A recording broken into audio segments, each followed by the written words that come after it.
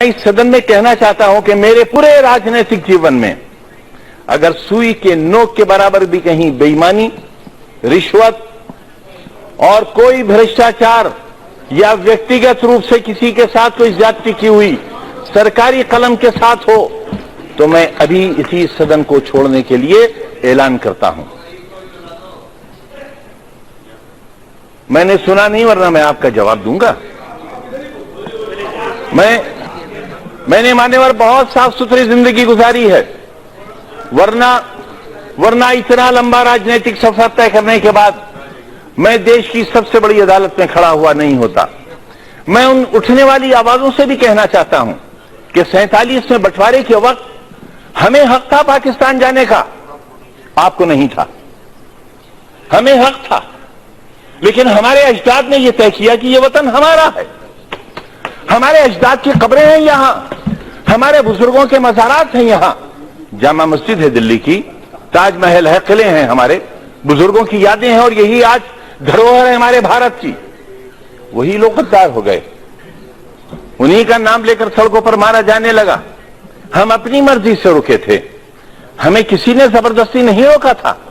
जो अपनी मर्जी से रुके उनके लिए आज ही सदन में यह कहा गया कि जो वंदे मातरम नहीं कहेगा उसे भारत में रहने का अधिकार नहीं होगा। बहस वंदे मातरम की नहीं है। मेरी बात तो सुन लें आप, मेरी बात सुन लें, हो सकता है आपको शर्मिंदगी हो।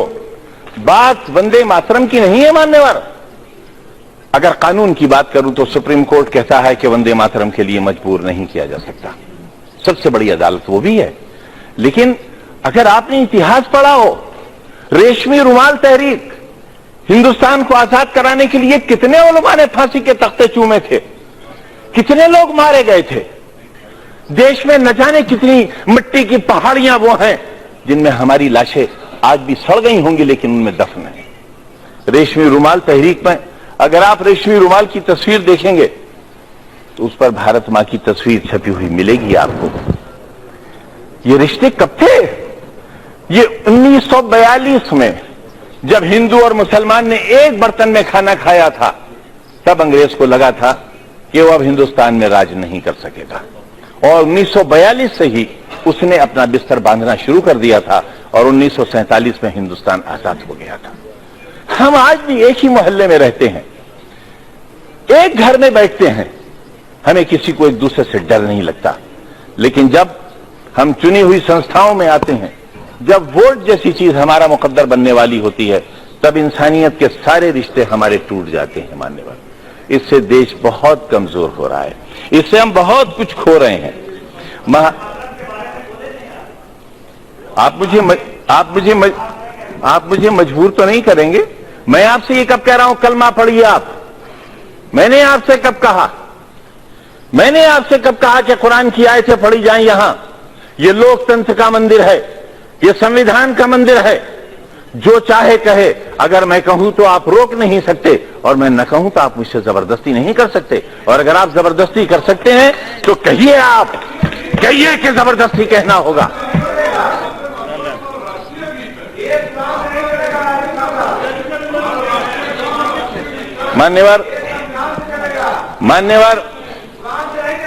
मान्यवर संविधान से चलेगा, यही तो हम भी चाहते हैं, यही हम चाहते हैं। अगर संविधान में कहीं किसी मजहबी किताब का कोई श्लोक, कोई आयत पढ़ने के लिए कहा गया हो, मैं सबसे पहला व्यक्ति होऊंगा जो इस हुक्म पर नतमस्तक करूंगा। मानो संविधान को। मैं भी यही कह रहा हूं, हमें संविधान को मानना चाहिए, और जो लोग संविधान को नहीं मानेंगे वो देश के साथ अच्छा नहीं करेंगे, क्योंकि ये देश बहरहाल सबका है।